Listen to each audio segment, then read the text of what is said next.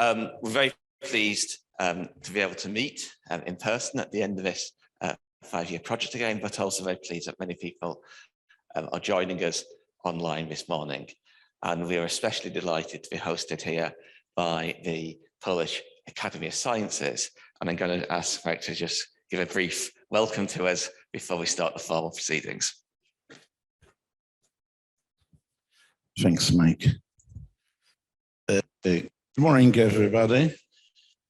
It's a great pleasure and honor for me that I would like to invite you here, warmly welcome everyone, all participants, steering committee of the project and leader.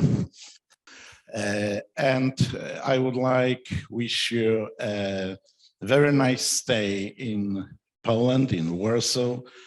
And I think that today it's a good opportunity to recognize final results of the project, and from the other also show how much was done in this project. That it's on behalf of Scientific Council of the Institute of Geography and Spatial Organization, I would like to wish you a very fruitful meeting, this final meeting of the Imajine project.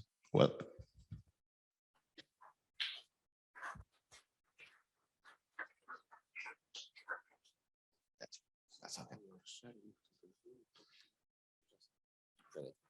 thank you.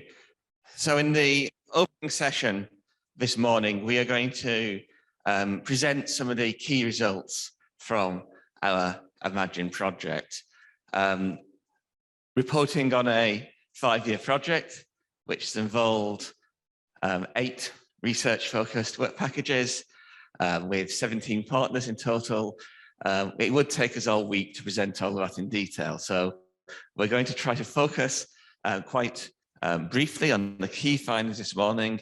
In the afternoon sessions, we'll have a number of presentations which will go into a little more detail about some of the specific aspects of the project. So what I want to do this morning is to start by giving a short overview presentation.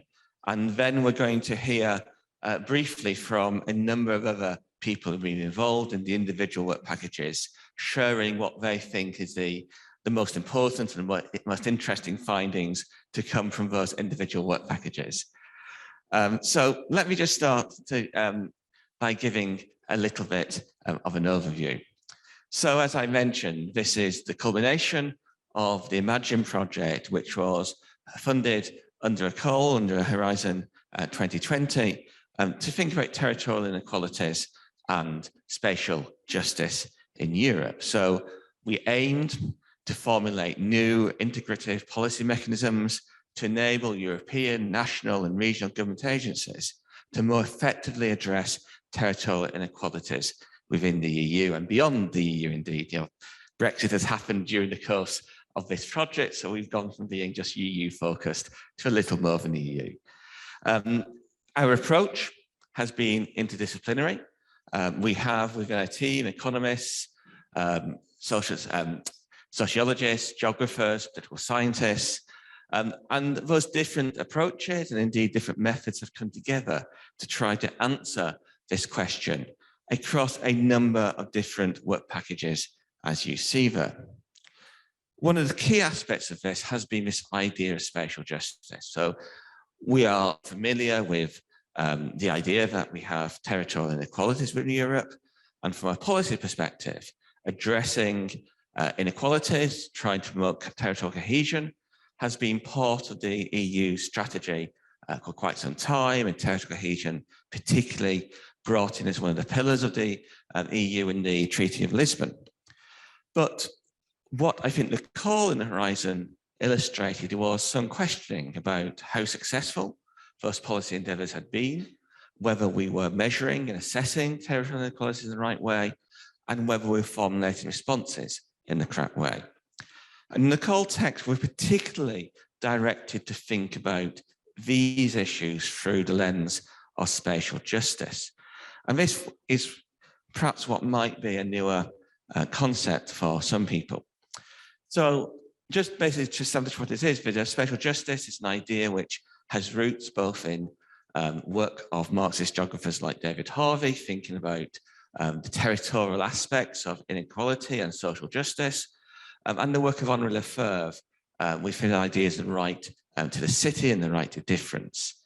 The top quotes here from the American geographer Ed Soldier defines spatial justice as referring to an intentional and focused emphasis on the spatial or geographical aspects of justice and injustice. As a starting point, this involves the fair and equitable distribution in space of socially valued resources and the opportunities to use them. And I've also put up here a definition from our sister project funded under the same called Relocal, which we'll hear a little bit more about later this morning. And I think they quite nicely define spatial justice as focusing on both the just geographic distribution of resources and opportunities and on the power relations that cause injustice between social groups and between spaces. In the course of Imajine, we've also tried to expand that definition and think about the multiple dimensions of spatial justice. So we're starting with the issue of inequalities between regions. But spatial justice is more than just inequalities in the distribution of wealth and well-being. That's part of it. It's also about distribution and targeting of state resources and policies, including public services and economic policy. It's also about the distribution of power and decision-making, what happens behind those distribution resources and whether those processes are fair. And I think significantly, spatial justice takes us from a purely quantitative exercise of mapping and measuring disparities in the distribution of resources and so on, to a more qualitative assessment of whether this distribution is seen to be fair. So spatial justice is also about the perceived fairness of these processes and the operation of power within them, including the representation of territories and their interests. And finally, as such, spatial justice can also be a normative concept, spelling out what a fair distribution across territory would look like, and that in itself may be a motivating force for political action of a policy formulation. In order to explore these issues in Imajine, we've combined a mixture of different methods, and this just summarizes some of that work we've done and the evidence base we're drawing on here. So this is ranged from an econometric analysis of data and regional equalities through to an online panel survey of over 18,000 respondents in 8 countries, interviews with government officials at the EU, national and regional levels, but also interviews of over 350 migrants and long-term residents and stakeholders around migration, interviews of over 60 activists in territorial autonomy movements, as well as modelling of fiscal transfers, analysis of policy documents, and as the development and testing of scenarios for the future of spatial justice in Europe. So what I just want to do for the remainder of this short presentation is to pull out some of the key findings from this, 10 key findings. So the first finding is that there's a discernible trajectory of narrowing disparities between the regions in Europe over the last 3 decades, but there are caveats to that statement. That trend was interrupted by the economic crisis of 2008, and the rates and spatial expressions of post-COVID, of the post-crisis recovery have varied, producing greater heterogeneity in the last decade than there was previously in terms of the speed and direction of convergence. Convergence has been more pronounced in the middle-ranking regions rather than at the extremes of the most and least affluent regions. And so we've seen emerging pockets of persistently lagging regions. And if we also look at within region inequalities, as well as between region inequalities, the narrowing of those within region inequalities has often been slower than reductions of overall mean disparities between regions. But we also need to caveat that statement by recognizing that the measurement of territorial inequalities is subjective, and the use of different scales and indicators leads to different patterns.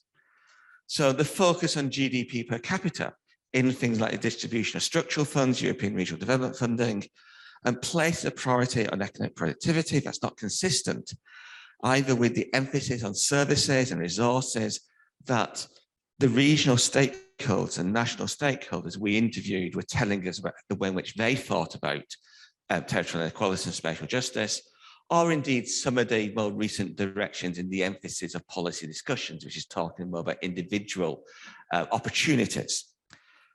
Furthermore, the scale of thinking about territorial inequalities, measuring them and awarding funding on what's referred to the NUTS 2 scale, a kind of higher scale regional level, disguises local intra-regional disparities, including, for example, between urban and rural region areas and co-and peripheries within regions.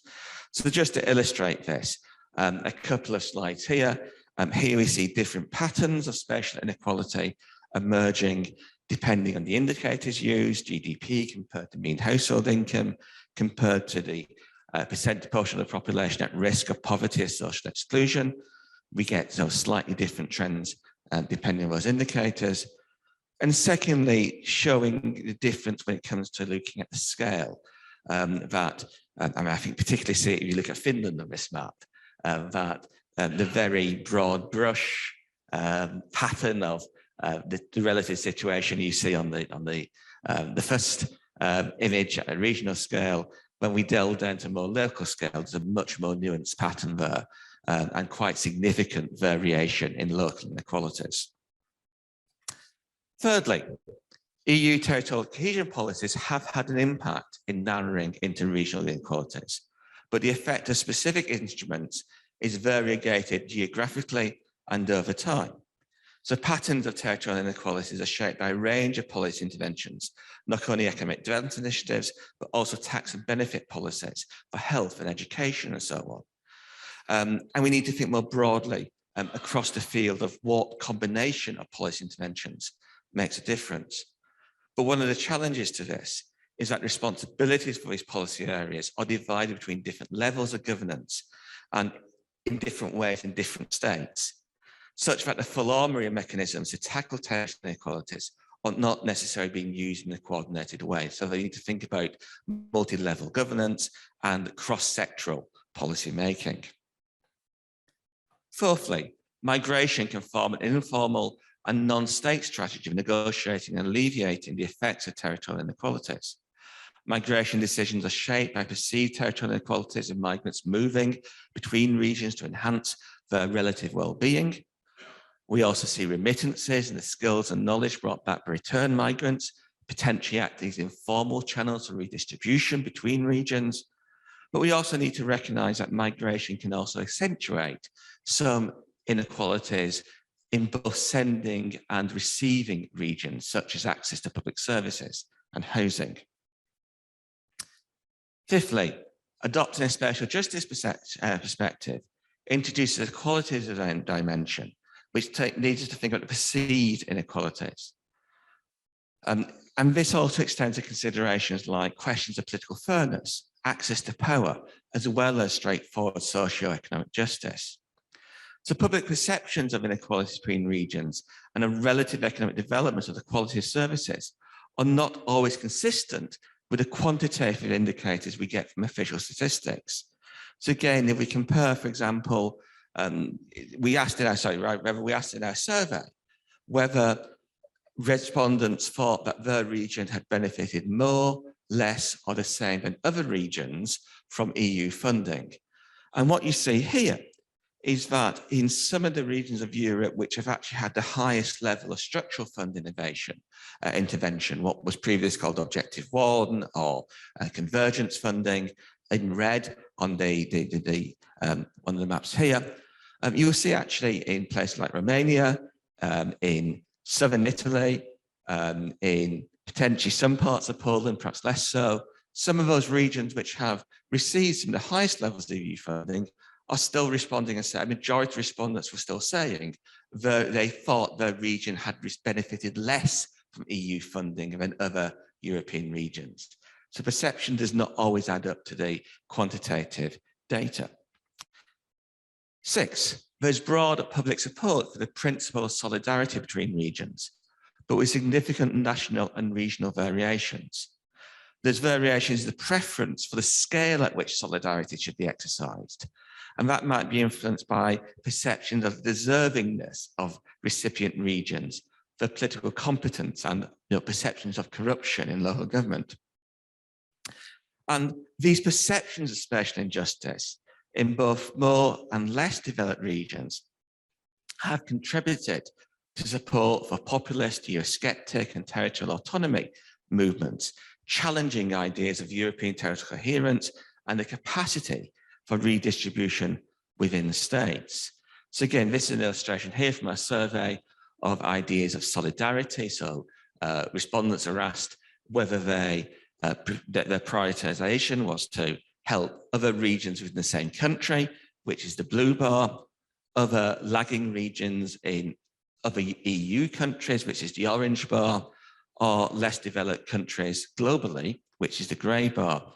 And you see a variation between countries. So for example, in the Netherlands and the UK, the clear preference is to prioritize helping other regions within the same country. If you look at Romania or Poland or Italy, the preference is either to help other EU regions or less developed countries globally.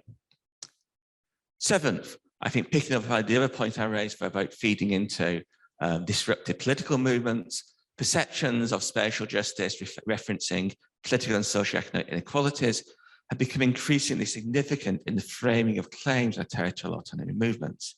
Now again, these differ between different regions and over time, but they're all united by a common assertion that their self-defined territory is the optimal unit of decision-making to achieve spatial justice.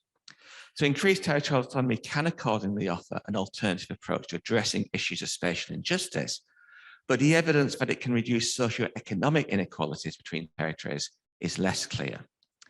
And citizens generally perceive the benefits of territorial autonomy to be cultural and political rather than economic. So this can also include greater economy for wealthier regions, which may actually hinder the capacity for wider inter-regional redistribution and equalization. So again, this slide comes from our analysis of various policy documents and political statements by autonomy movements of what they're emphasizing. And what you'll see is that in some of the wealthier regions, particularly areas like Bavaria or Northern Italy, the emphasis on so-called political justice. We aren't having a right, we aren't being listened to. We need to make told more of a decision-making. And in Bavaria and Catalonia, that's often linked also to a fiscal autonomy, the ability to hold on to your own money and not share it with lagging regions in the same country. In places like Galicia and Scotland, there's a greater emphasis on socio-economic inequalities in those documents. 8th, nonetheless, majority public opinion favours some form of multi-level governance with a degree of decentralisation. But again, preferences vary between nations and regions. And within Europe, there's currently a wide range of models of multi-level governance, some of which are complex and ill-defined. And this can also contribute to ineffective policy delivery and increased perceptions of spatial justice and equality. And some of the work we've done within Imajine has shown that effective multi-level governance requires a clear allocation of responsibilities, cross-regional and cross-sectoral coordination and cooperation, attention to equity of outcomes, and systematic policy learning between jurisdictions. 9th key finding, we're nearly towards the end. The COVID-19 pandemic has followed and amplified these patterns of territorial inequalities. Although it's been fairly widespread, there's been a clear cycle emerging. As the pandemic has progressed, the balance of cases shifts from initial concentration in more affluent regions with high connectivity to less developed regions with higher rates of poverty. But beyond that, there's also widespread public expectation that the pandemic will increase territorial inequalities. And the management of the pandemic also highlighted tensions around spatial justice and regional authorities. are generally perceived to have handled the crisis better than national governments or the EU. So again, just briefly to illustrate this, this shows this shifting pattern. So the proportion of COVID-19 cases in the bottom and top quintiles in terms of household income. And we see there in the red, initially, we see more cases in the top quintile, the top 20% in green, and then it shifts gradually more to the bottom quintile. And that's a pattern which has been repeated across each wave of the pandemic. And then asking about the impact on territorial inequalities from our survey, over half of respondents thought that territorial inequalities would increase over the year beyond when we did this survey in October 2020, and almost all of those attributed that perception of increasing territorial inequalities to the pandemic. And then ninthly, there are multiple potential trajectories for, actually this, I think this is 10th one, it should be 10th.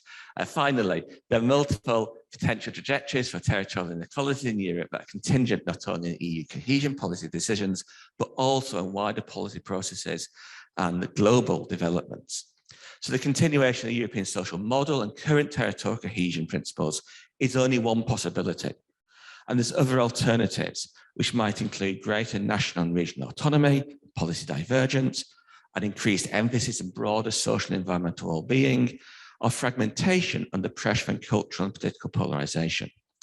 And each of these scenarios would produce different patterns of territorial inequalities and prioritize different notions of spatial justice. So within Imajine, we particularly developed and elaborated 4 different scenarios, which you can read more about on our website.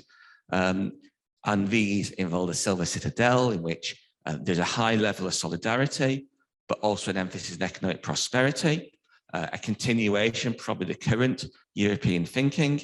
And in this, spatial justice is the equitable distribution of wealth between regions, a green guardian scenario in which we still have high levels of European solidarity, but the emphasis is more on broader well-being, responding to things like the climate crisis and post-COVID recovery.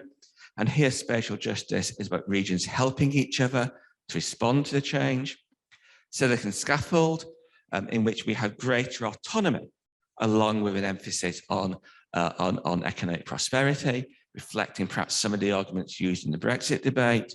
And here, spatial justice is the right of a region to hold on to the wealth it's generated.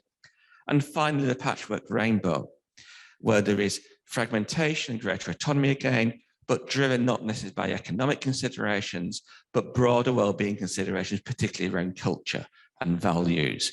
So spatial justice here is the right of a region or a community to choose its own values.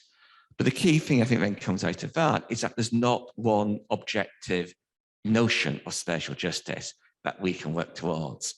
So going back to our initial aims of developing some policy mechanisms for a more spatially just future, well, our conclusion in some ways is that we can't do that, in that we can't offer a single roadmap for how to make Europe more spatially just. What we do recognize is there's multiple ideas of spatial justice. So the question is not, is EU cohesion policy spatially just, or how do we make EU cohesion policy spatial just, but actually, what form of spatial justice do we want? And that's something I think we would say needs to be brought out in future policy and political discussions, but also through future academic debate as well. So that's an overview where we are and what we're going to. I'm going to hand over to Rhys now to chair this next bit, and we'll be hearing from a number of Imajine participants about some of the key findings which may elaborate on some of those points I've been talking about. Great, thanks a lot for that, Mike. A very rich presentation, giving a great overview of all the work, the varied work that's taken place as part of the Imajine project. I'm going to invite a series of speakers up now in turn, if that's okay. I am going to ask them to limit their comments to around 5 minutes, I think, in order to give everyone a chance to present, and also for there to be an opportunity for people both here and hopefully people attending online as well to ask some questions. So Anna, I think you're first up, if that's okay. Thanks, Conrad, and thanks, Anna. Okay, thank you very much. It's really a pleasure to be here. and trying to explain our main findings from the work package that deals more with quantitative stuff. In the work package number 2, we have tried to quantify spatial justice, because although spatial justice,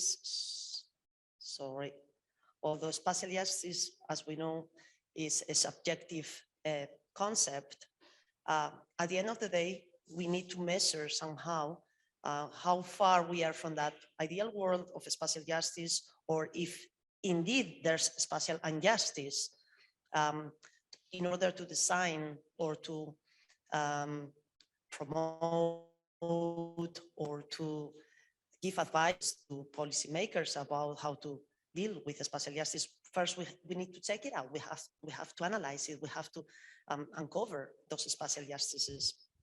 So we need to quantify spatial justice. And that's when economists come to place. And the big thing when we deal with this type of topics is that the spatial justice is about space. And well, the first thing is saying, well, what space? Are we going to deal with the spatial justice at local level, national level, regional level? Well, in Europe, as you know, the distribution of cohesion funds or any type of funds dealing with spatial justice has been done most of the times at regional level. It's very easy to compile data at regional level. Most of the works that have been done on such a common topic as convergence or divergence at regional level, which is the first way to approach spatial justice, studying how far we are in the distribution of GDP per capita. That's the first approach, GDP per capita. So the first question is to know if we are converging or diverging. That means if the richer regions are becoming richer and the poorer regions are becoming poorer. So are we ever going to have that ideal justice? Well, in this context, this works about convergence or divergence at NUTS level. There's always behind the idea of catching up, lagging regions catching up, rich regions keep on growing, but we ideally will have to catch them up over time. Studies in this work package using econometrics, really complex things that I'm not going to show to you. I'll show to you maybe if we have time some maps, have shown that, yeah, we have been converging over time at regional level in Europe, but we have observed that the pattern of convergence has changed after 2008, after the big financial crisis.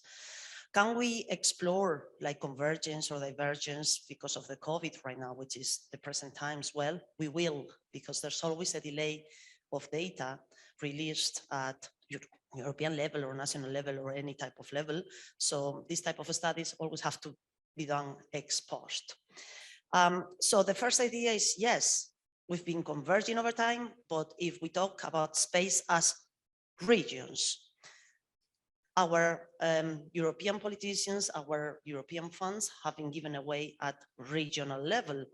But then the next step we wanted to explore is, well, regions are the ones receiving the funds, but inside the regions, there are so many internal disparities. Regions are so broad, especially if we are talking about NUTS2, so broad geographically, so dispersed, so different inside. So what's happening inside? When we we ask ourselves just that question, suddenly a new scenario open, because basically what we are saying is that we want spatial justice, if possible, deeper inside the region. So now a new world opens up because we have no data at all about GDP or any proxy of income or wealth or assets at local level. That's it. Europe doesn't provide that data. And in the work package number 2, using econometric techniques, we have estimated average income at local level, at LAU2 level, in a comprehensive way, like the same methodology for all the European countries. And so it's comparable. And then we ask ourselves more questions. Well, if we need to go deeper in space. If spatial justice should be desirable, or at least should be analyzed at local level, we should move a bit farther away, be more ambitious, and not talking only about GDP. That is a very, very simple way of thinking about spatial justice. Just GDP per capita, just that. No, spatial justice deals with many other variables, means access to resources, opportunities, distribution of the environment, the enjoyment of the environment, quality of life, well-being, education, access to services, and so on and so forth. So that's when we made a big effort of collecting data and also estimating data on educational levels, on immigrant population as well, on wealth, on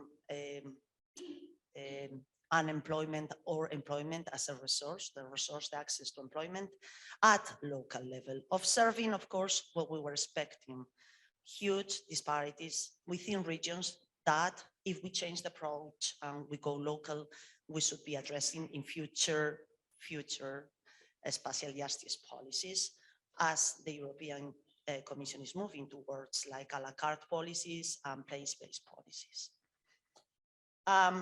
Just to show you, this is this is mainly in the way of a map, the work we have developed. These are estimations that are very, very costly to estimate. This is average income by household at European level for the countries that we managed to collect the data, the micro census data from all those countries. This is unique database. It's comparable between countries, and it shows something very interesting, which is the spatial dependence as well. Spatial justice deals about space and spatial dependence, and the synergies between places and being close to each other have to be taken into account for future as well. What happens in the region or in the locality beside mine also affects what's going to happen to mine. So we have to start forgetting about boundaries. We have to start forgetting about frontiers between regions, between countries, and trying to really promote spatial justice at European level, deeper level than the regional level. This is one of the maps. I could be showing you more of the work in the way of a map that we developed in the work package. This shows the existence of convergence, because this is productivity growth by NUTS 3 level. And as you can see, the deeper the area, the highest the growth. And those areas with really, really dark colors are the lagging behind. Therefore, it seems that we are catching up. Resources, well, employment, and this is the last map, okay? It's just an illustration of all the work that is behind the work package 2, and that can be read, of course, in the Imajine webpage. The access to employment.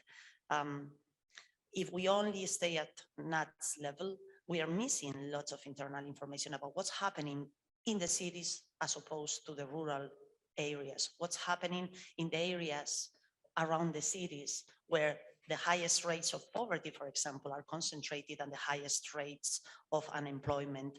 So basically, I would like to end up saying that the spatial justice is fine, and but definition of space and the definition of what spatial justice, measuring what, are all questions up in the air that need to be thought about. Thank you very much. Great, thanks a lot, Anna. Thank you for that. We'll take the questions at the end, if that's okay. We'll take the questions at the end. So can I ask Paolo to come up next, if that's okay, to give you your presentation? Thank you. I try to explain in 5 minutes. It is very complicated to explain the main results of work package 3 in 5 minutes, but I try to do my best. Okay, this is, I think that this is an important work package, because in this work package, we analyze the relationship between territorial inequalities and economic growth. The focus is on a new approach, because in this work package, we use the rule of space, that it is very important in the definition of the problem.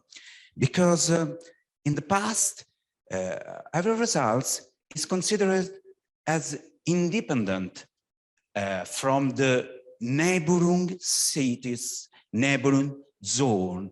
So in our approach, every outcome, every observation is dependent by the variables that are available in the neighboring city. So it is very important for the definition of the problem. And in this sense, we try to analyze the term spatial. Okay, the first issues that we analyze in this work package is the standard and not standard, but spatial economic beta convergence.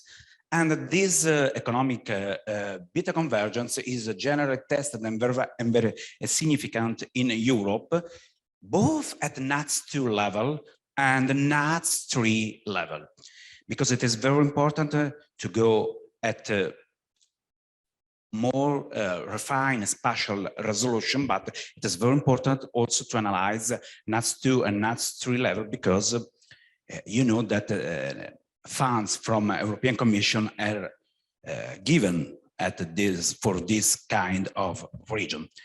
So we perform different analysis, and including or not new members. So the results are different according to this choice.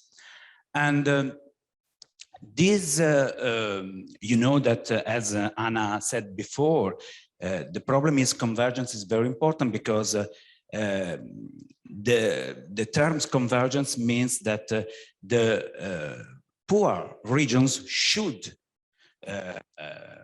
increase their GDP growth more than the rich one. And this issue has been interpreted by European Commission as the reduction of disparities between territories. So it is very important. It's one of the main aim of the European Commission, the reduction of the social and economic disparities between different territories. So the speed of convergence, so this reduction of disparities is different across the different methodology that we use. And it is very important, but with the different situation, this paradigm is verified in our analysis. But in this first approach is a global approach. We think that we need to consider the problem of heterogeneity between territories, because I think that there are many patterns, many trajectories of economic growth across territories. So we can note, for example, in the picture on the right, that there are territories that are divergent. So in these territories, there is no convergence, there is no reduction of disparities. So the situation is composite in Europe. So it is very different. And the main results is that we have different situation in different parts of Europe. The second issue that we analyze in our work package is the influence of inequality on growth. And if inequality is a driver to promote economic growth.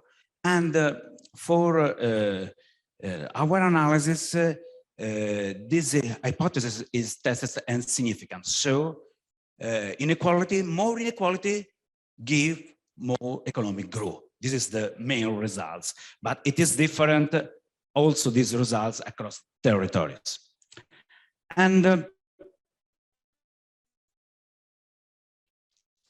the insight that, in my opinion, is study that we perform in this work package using the data set that was provided by NATS, by work package 2, because we want to define a composite indicator of economic local development in order to define different situations using local data. And we perform this definition with new definition of a composite indicator for 3 European countries, France, Italy. And we can see that, for example, for some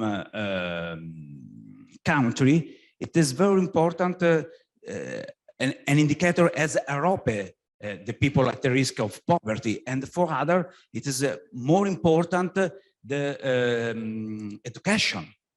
So also these results show that the European country, the situation of a European country is very composite and is very difficult to explain with one only sentence. The last thing that I would like to highlight, and it is very interesting, is the analysis that was performed by French group in task 3.4, and the main results was that the effect of European cohesion regional policy is not higher when amounts of funds increase above a threshold. So it is important to define this threshold. The last suggestion that I can do is we need to perform 2 different levels of analysis. The first is, okay, we need to define analysis at the NATS 2 and NATS 3 level, because usually funds are given at this level of spatial resolution. But we need to do also analysis at a very local level, because the situation at NATS 3 level masks in some cases, the inside situation in every country. So this is my opinion. Thank you. Thank you very much, Paolo, for that.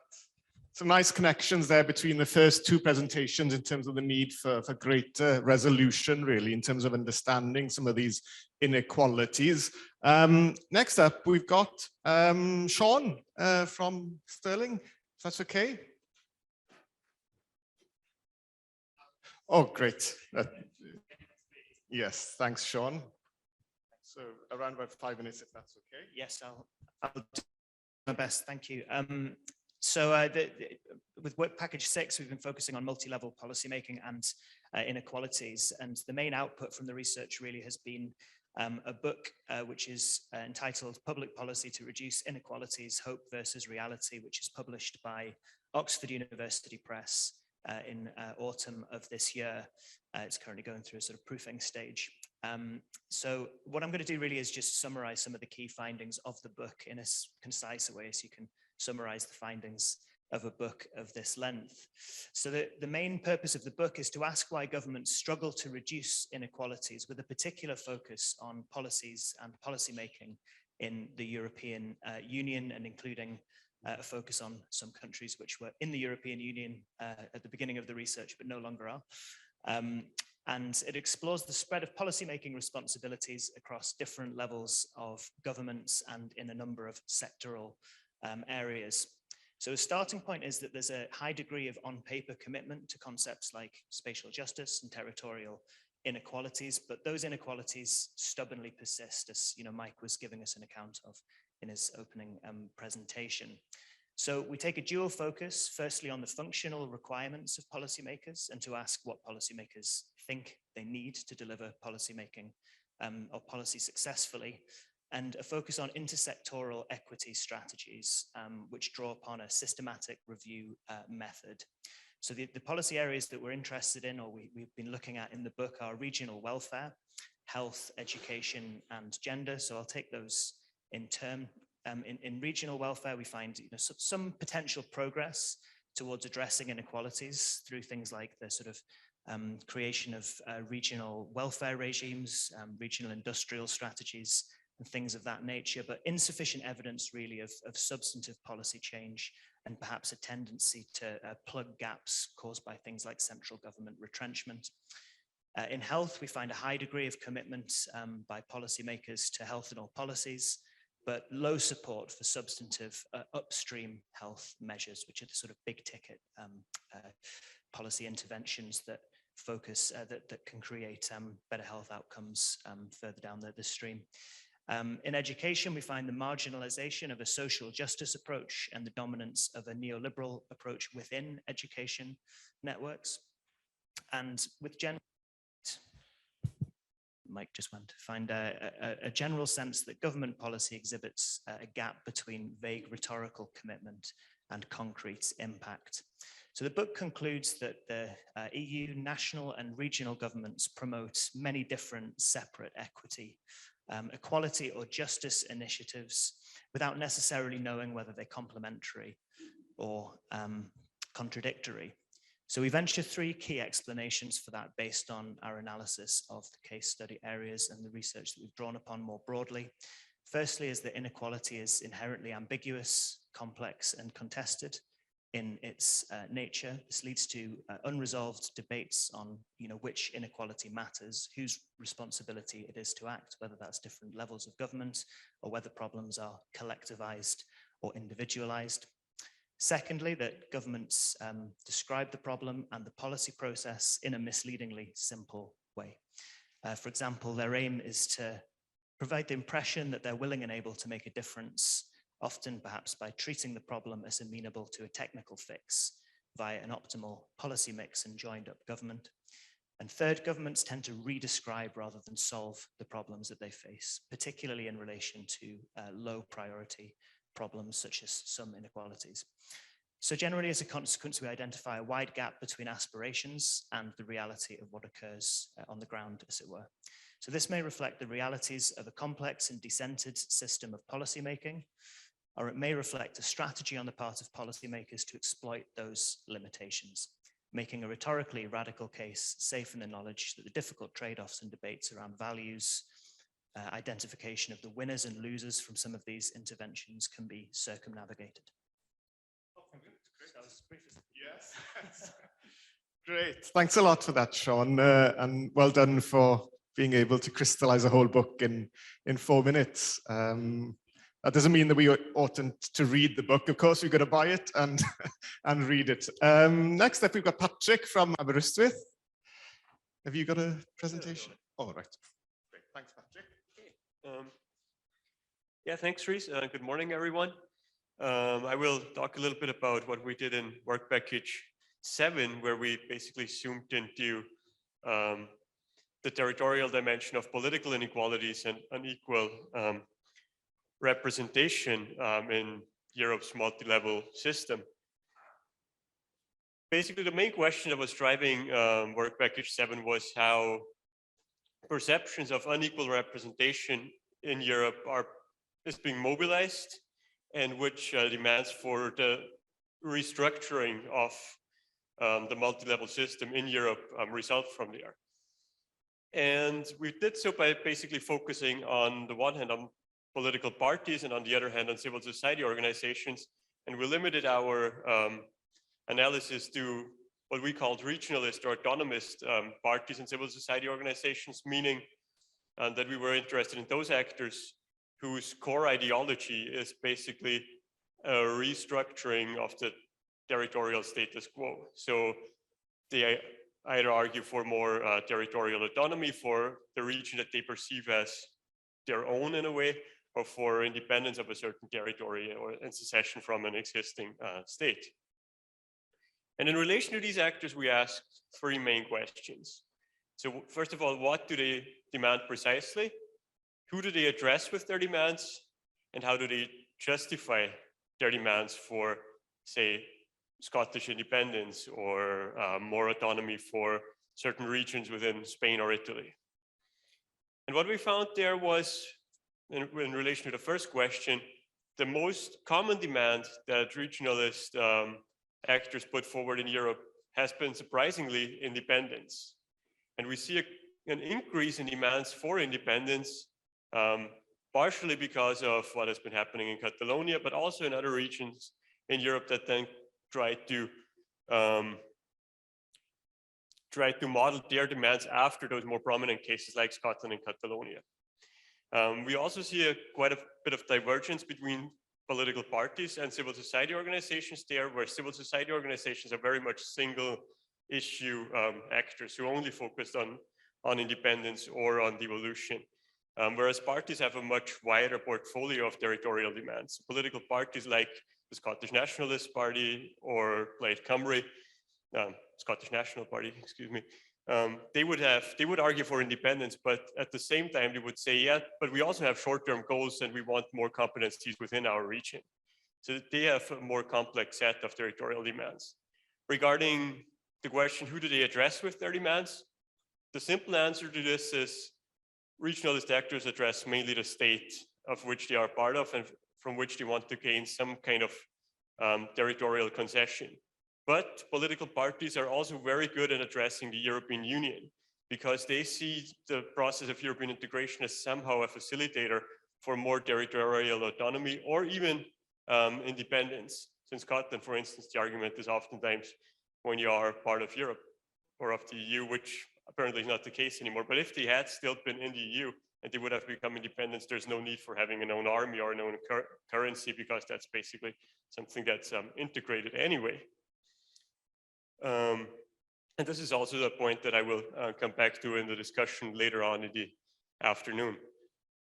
Regarding the third question, how do territorial or regionalist actors justify these demands for independence or territorial autonomy? As Mike already said earlier, there is a predominant focus on political and socio-economic justifications. So basically the argument being, if we were independent, we could have a more politically effective system, or we could have a more socially just system. In Scotland, for instance, this is always, or oftentimes modeled along the lines of, if we were independent, we could have a Nordic social model because we're basically part of Northern Europe. Or in Catalonia, there are these parallels being drawn between Catalonia and Central Europe as opposed to Southern Europe, to which Spain is currently trapped in Catalonia in some way. The surprising thing there is that we see very little salience of cultural justification and arguments around identity. And that basically suggests that within the European Union, there is very little fear among regionalist actors of being culturally assimilated or of their identity being undermined. And I guess what we could explore later on in the roundtable on Ukraine is to see how generalizable this argument would be beyond the EU's current boundaries. And yeah, that's it basically. Thank you. Great, thanks a lot, Patrick, for keeping on time as well. We have two more presentations before we have an opportunity for you to ask questions. So have a think about those questions you want to ask, both in person here and online. The next presentation is by Sami. So hello, everyone, and some key findings from the work package 1. We started with this work package, of course, and it was about conceptual work package, and the funny thing is actually that it has never ended, so it's still going on. I don't know if it ends at some point, but we'll see. A sort of summary regarding the concept of spatial justice, first of all. It's a personal note, but I believe that at least after reading some of the work of this, all of the project, it seems to me that this has something to do with 3 things at least. First, it is about distribution, as has already been mentioned. Secondly, it is something that has to do with the notion of regional capacity of regions in one way or another. And then it is also something related to experience. So things are, spatial justice is experienced by the so-called ordinary people, but also by all kinds of professionals and elites and regional developers and professionals who are dealing with regional issues. So this is the first kind of threefold distinction I would like to make on the basis of the work we have been doing in work package 1. And secondly, if we zoom into the notion, this is more current work. What we are doing is the question of regional capacity. And now when we are taking a closer look into this, it seems to me that this again has something to do with three things. It's about regional capacity. It's about capacity to use resources. It's about bureaucratic capacity to deal with all kinds of funding mechanisms, for instance. It's about skills in that sense. And it's about the so-called policy agency to influence or enact policy making at various scales. Then regional capacity is about institutional structure, scales of governance, and how these hinder or enable regions to tap into all kinds of political economic processes.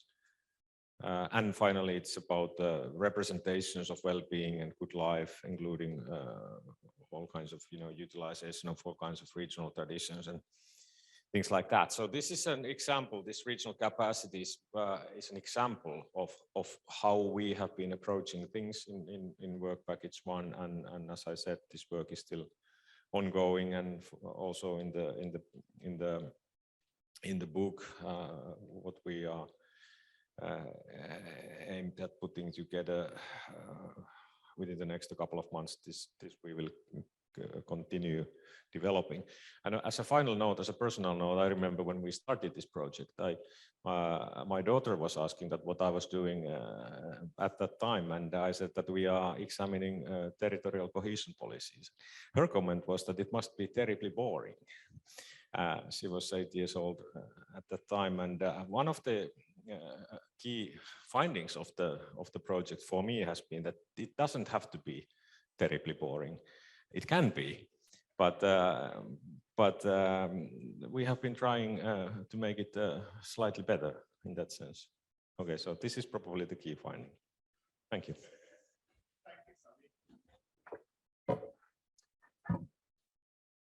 It's always dangerous when you try and explain what you do to your children. I think it's it's never a good idea. And finally, Magda, if you could come up then, please. Thank you. Oh, thank you. Okay, before I delve into giving you a taste of our findings, I just want to remind or let everybody know, both in here and online, that all of our findings are extensively detailed in our reports, which can be found on the website. So if you are interested to go deeper into the topic, you can go there. Imajine-project.eu, just in case. Okay, so at the beginning of the Imajine project, in our work package 5, we set out to answer two very important and somewhat complex questions. The first one was, is there a relationship between migration and territorial inequality? And the second one was, if there is, how does this relationship manifest? So now, 5 years or so later, at the end of the project, we can answer the first question with a resounding yes. There is a relationship between migration and inequality. By its very nature, migration facilitates the circular movement and the redistribution of resources, of human and social capital and skills between regions, between localities, and in the process affects the creation of welfare in different localities, and by default affects inequalities and perceptions of inequalities between localities and between regions. Perceptions are important. Now, to answer the second question, the answer to the second question is a bit more complex. So, and you can find out more about it in the reports. So while we can say with certainty that there is a strong relationship between migration and territorial inequalities, we also find that this relationship is not clear-cut. It's rather complex. So whether migration contributes or is a contributing factor to increasing or decreasing territorial inequality depends on a series of fluctuating factors, and fluctuating is a key word here, such as the local socioeconomic and political context, the stage of the migration process, the geographical scale of the analysis, or the characteristics of the migrant population, among others. So for instance, a place perceptions about inequality or inequality itself might change across time and across different places. If, for instance, a place is affected by an economic recession, or experiences economic growth, or experiences changes in political leadership, so on and so forth. A place can also begin by attracting highly skilled migrants and continue to network effects to attract lower skilled migrants, or vice versa. A place can also, it's also important when we discuss about the effects of inequality and the relationship to migration, which level of analysis are we discussing? Are we comparing localities within a region, regions within a country, regions between countries, so on and so forth. So the relationship between migration and inequality is complex, because it's affected by a series of factors which themselves are fluctuating over time and space. We also observe that migration can contribute both positive and negative outcomes simultaneously. So there is no binary relationship between these two. That migration doesn't negatively affect only or positively affect only. It can do both at the same time. And this is, we were only able to kind of realize this aspect. So for instance, immigration can put pressure on housing or other infrastructure, but can contribute to local economic growth, can contribute to enriching the local culture, so on and so forth. But we can only zoom in on this different effects of migration, the simultaneous effects of migration, if we consider its multidimensional aspect, as Anna also emphasized earlier in the presentation. And lastly, our findings emphasize the essential role that local governments play in mediating the relationship between migration and inequalities and territorial inequalities in both sending and receiving regions. So we're not only talking about integrative measures for immigrants or newly arriving in a region, but we can also refer to local public policy that can adjust urban education, public transport, security, social services planning. That's in receiving region. In sending regions, they can promote migrant business investment. They can promote reintegration for returned migrants, which is a very important policy aspect. So to sum up and to kind of conclude this very short presentation, yes, there is a strong relationship between migration and territorial inequalities, but this relationship does not take place in a vacuum. Context matters and will greatly affect the strength and complexity of this relationship. And again, for more information and detailed case studies, you can check our reports. Great, thank you, Magda, and thanks to all the speakers for making my task a very easy one, really. Everyone has stuck to time very well this morning. I'm trying to work out the logistics here, whether it's worth everyone coming up to the front. I think if that's okay. We haven't got seats enough for everyone, but whether we can move seats, or do you want everyone to sit down there, Mike? Yes, well, if you sit, yes, there's a nice kind of ledge there for people to sit on, if you're happy to do that. And we'll take some questions, as I say, both questions in the room, but also questions from those participating online as well. Just.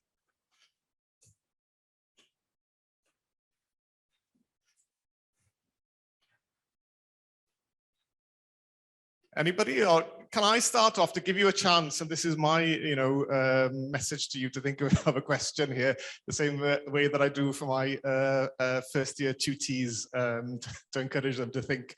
But if I can start with Magda, then you spoke there about the link between migration and territorial inequalities. But to what extent has your work package looked at the link between migration and solidarity, and the way in which movement can actually act as a way of enabling people to learn about other people, other places across Europe, and therefore acting as a vehicle for solidarity?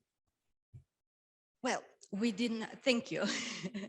We did not explicitly look into this aspect of migration and its effect that migration can have, but we certainly found indications of migration playing this role within our interviews. So for instance, in the Netherlands, our interviewees were mentioning that they profit or they are very much excited about being exposed to different cultures. They are referring to products in the shops that will expose them to different cuisines, or they're referring to local festivities organized by migrants, which then expose them to different musics and culture.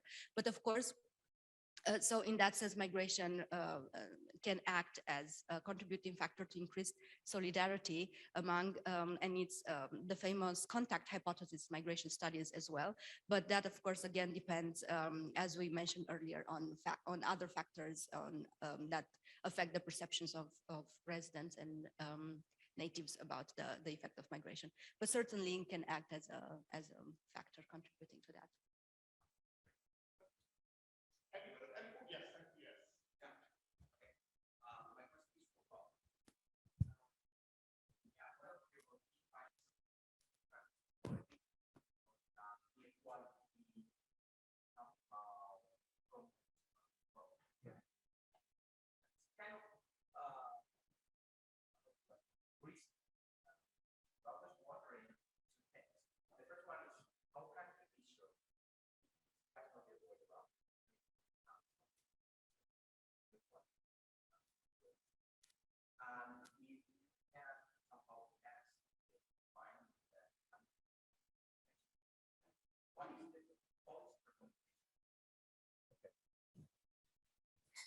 Thank you, Esteban, for this question, because it is an important issue. Because if you look at the literature, you have many contrasting results about the relationship between inequality and economic growth. There are many papers that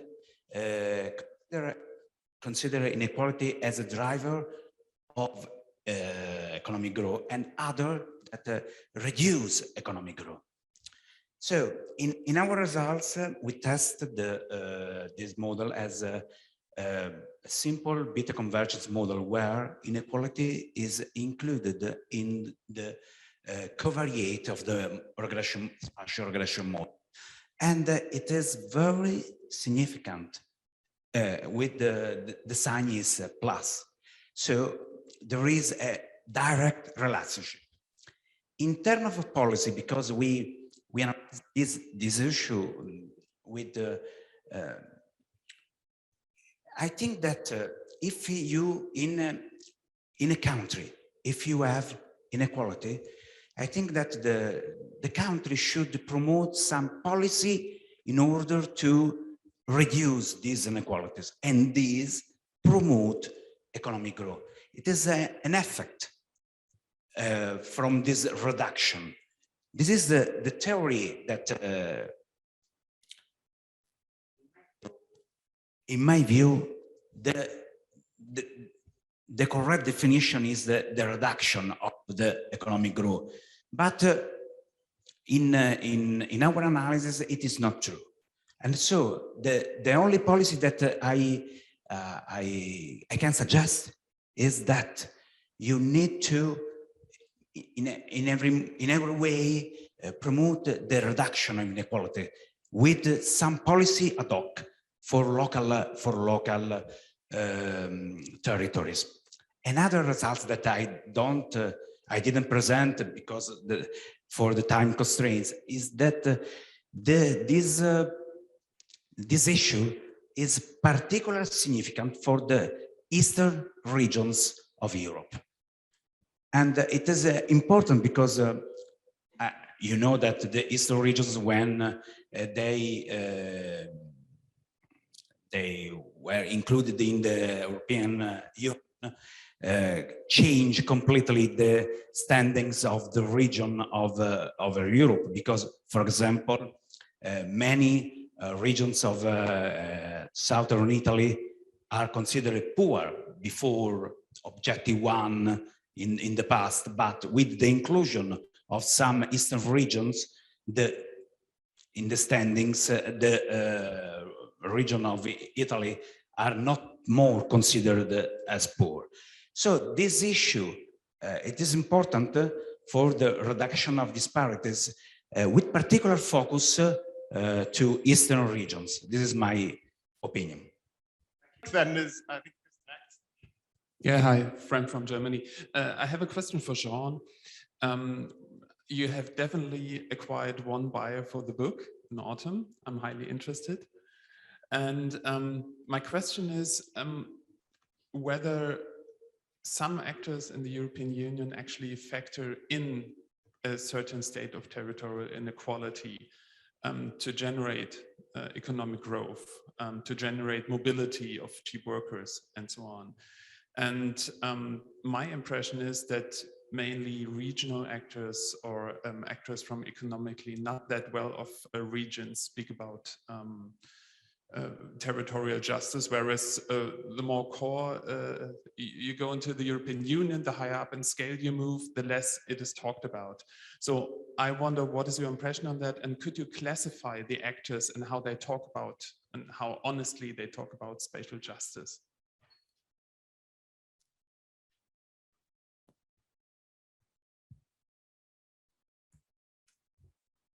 Thank you. Yeah, it's a good question. It's one that I don't necessarily have a satisfactory answer for. I think the region. I think that the difficulty in a project like this is that you're looking across a wide range of national, regional, political contexts and different levels of governance. And one of the things that we've tried to bring out is the way that sort of those multi-level dimensions create that kind of complexity and ambiguity, and the sort of inability really to find a satisfactory sort of degree of collaboration, coordination, however you want to categorize that. But that's something that I think might potentially be a better question for one of my co-authors. So I wouldn't want to venture a sort of explanation and be sort of speaking out of turn. In terms of the book itself, I should have said actually it's an open access book, so you don't need to buy it, which should sort of hopefully liberate you of 60 euros or whatever the price of these things is.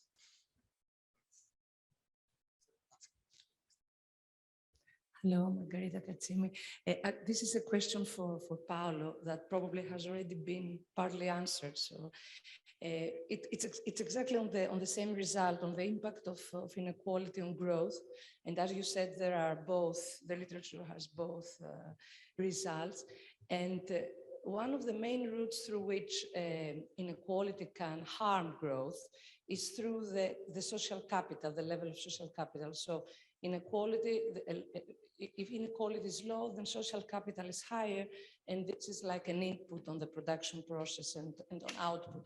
So I was wondering whether this is something that you took into account in the whole, in your research. But I think you have probably answered that, but just, yeah. I think that we can interpret the phenomenon in two different ways, and you are right.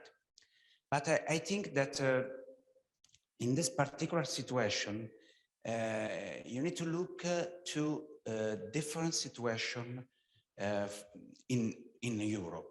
And so if you look at the eastern regions of Europe, this problem of inequality is very important, because from the sense that the speech that I gave you before, if you have a region that is poor, you give money, the country, the government give money to that region, and this region reduce the disparities inside the regions.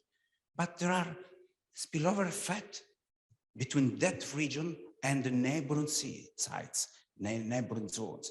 And so this effect grow, and this is the effect of the impact, the positive impact on economic growth. This is a possibility from our data set. But as I said to you before, there are a possibility to interpret the phenomenon in the reverse situation. So it is, I'm a statistician, so I need to interpret the data set. And the data set, this is the evidence.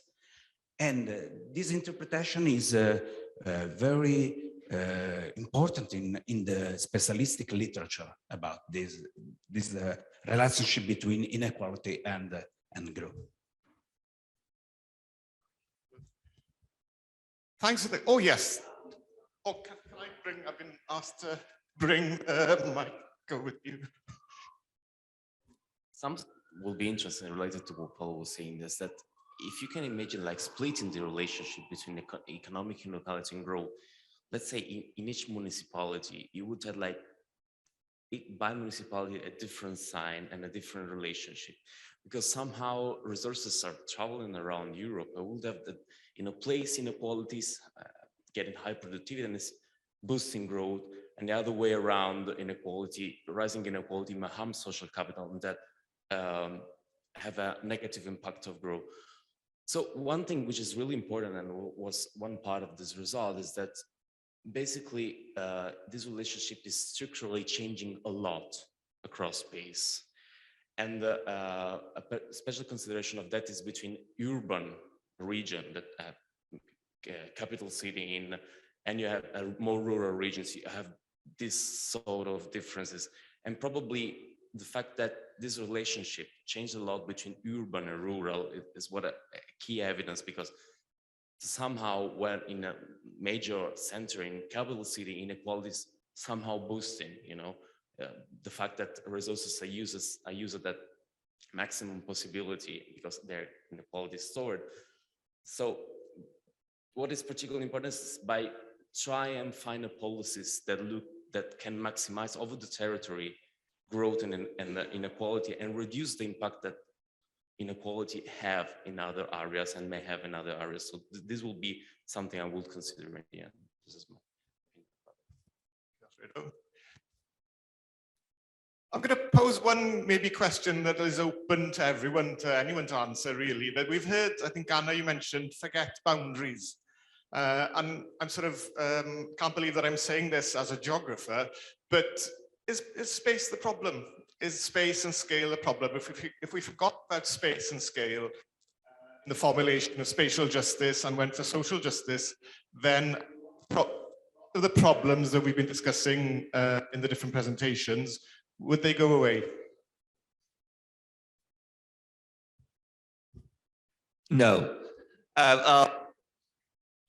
I'm not specific. I think space is the problem, and that's why you need to study it.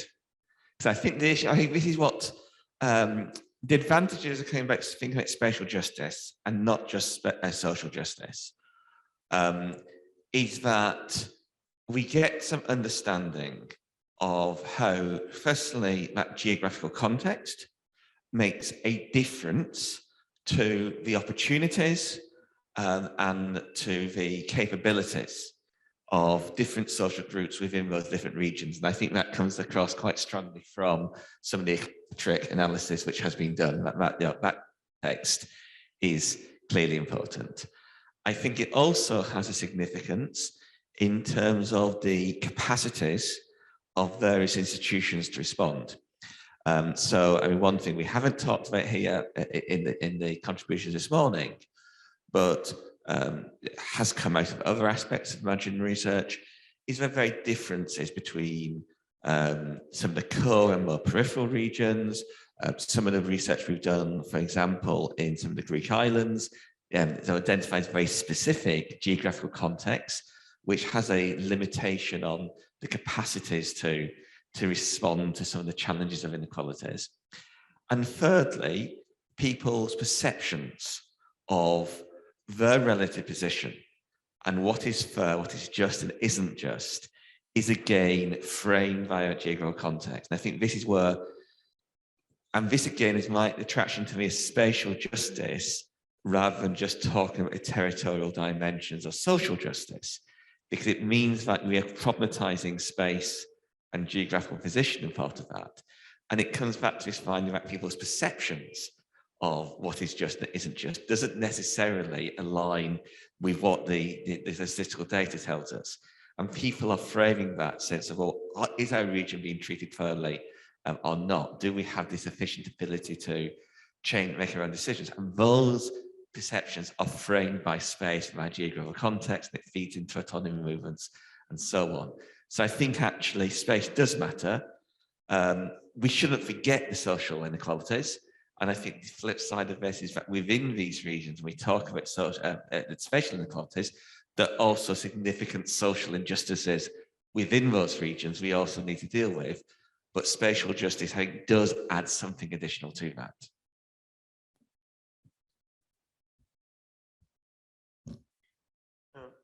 Yeah, thanks. I think just quickly to add on to what you just said, Mike, about space and territory as an experience or as a perception. I think space is also relevant in the sense that it's assigned meaning and it anchors identities in many ways.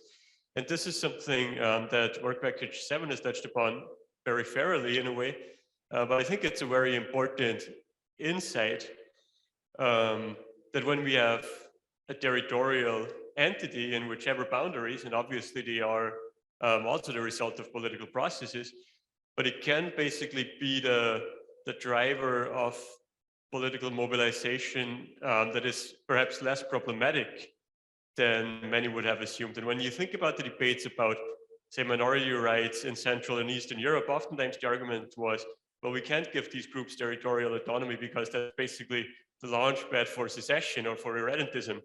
Now, what we see with the case studies in Imajine, it's precisely the opposite, because there are territorial units that serve as a reference point for national minorities in many cases. These places and these movements that build around that become less problematic because they then identify, or they then create their political problems or their political agenda around socio-economic issues or political issues, and not so much on issues of identity, and frequently also ethnic or identity that is quite exclusive. And I think territory can be a way to, and the assigned meaning of territory can be a way to create a more inclusive political discourse in this context, but also potentially in others. I'm conscious of the time, but we do have one quick question on Zoom, if that's okay. And it's a chance for me to get my steps up. Oh. Does this work? Okay, great. We have a question from the people joining online. Are you happy with the data you were able to collect in the project? There are a lot of blank spaces in the maps. Do you have some specific recommendations regarding data availability needed for regional policy across EU countries? Yeah, there are lots of blanks. Yeah, they exist.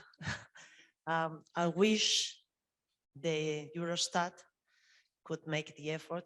Indeed, it's doing it already through different projects of providing, compiling, homogenizing data at a finer scale than what's available at the moment. That effort was made in the past when we had to homogenize lots of figures at European level, and all national governments have to provide the data to Eurostat and in an harmonized way.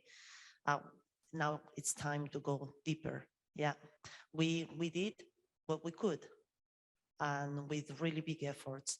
There are lots of privacy issues, countries with different legislations regarding privacy of really detailed data. You have to bear in mind that when you go at a finer scale, suddenly you can start to detect personal data about people, so there are confidentiality issues start to appear. Some countries like Denmark, Finland, Sweden, and Norway, I think, and the Netherlands as well, they don't have any problem in providing data at individual level, including income, everything you can imagine, like kind of Big Brother. But then some other countries are behind. A European effort is needed in that sense. So everything is homogeneous, comparable, and we, like researchers, would be really, really happy with that database. So far, we did what we could. That's it. And by the way, space matters. What I said is that boundaries should disappear, just in case. Thanks for clarifying that, Anna. Thanks a lot. I think it's probably time to wrap up this first session now.